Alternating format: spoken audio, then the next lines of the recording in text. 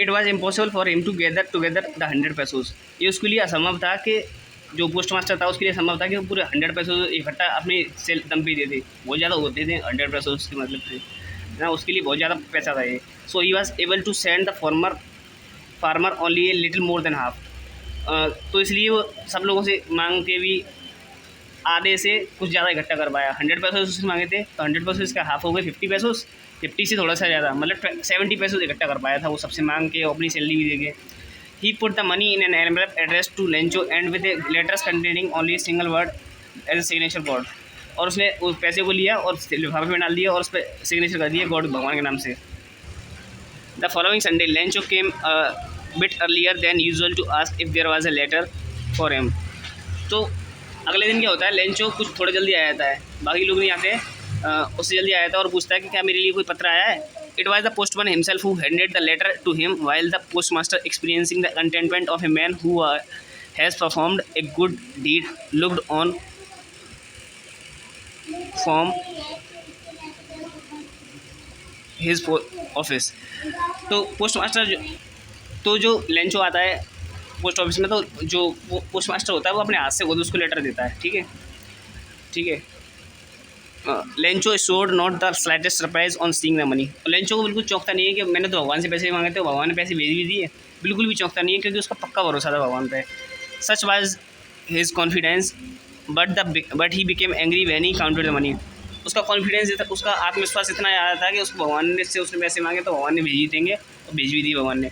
लेकिन उसको देख के तो नहीं चौंकता कि भगवान ने पैसे भेज दिए, लेकिन चौंकता वो उसको देख के है कि जब वो पैसे काउंट करता है तो नमस्ते, तो जब वो पैसे काउंट करता है तो उसने 100 पैसे मांगे थे लेकिन उसको मिले 70 पैसे। तो उसको देख के वो चौंक जाता है और गुस्सा हो जाता है कि मेरे 30 पैसे मुझे लग रहा है इन्हें पोस्ट ऑफिस वालों ने चुरा लिए। God could not have made a mistake. वो कहता है भगवान तो गलती नहीं कर सकता, भगवान ने तो पूरे पैसे भेजे होंगे।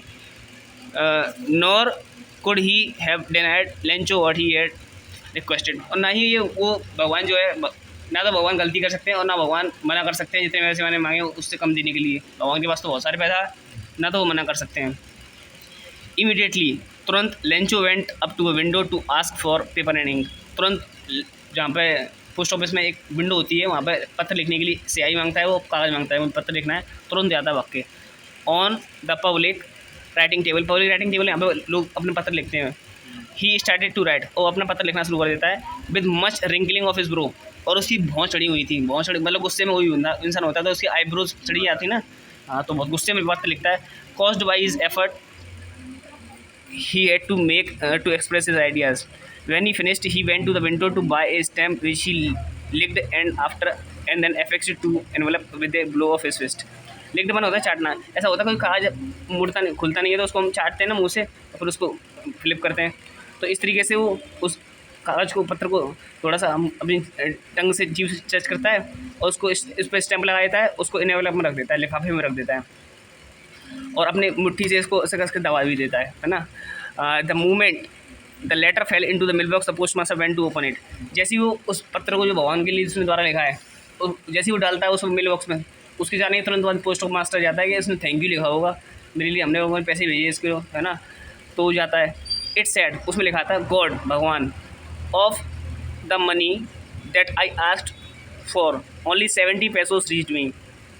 उसने लिखा होता है कि भगवान जो मैंने पैसे आपसे मांगे थे उनमें से सिर्फ 100 पैसोस मांगे थे मैंने, उसमें से खाली 70 पैसोस मेरे पास पहुँचे हैं।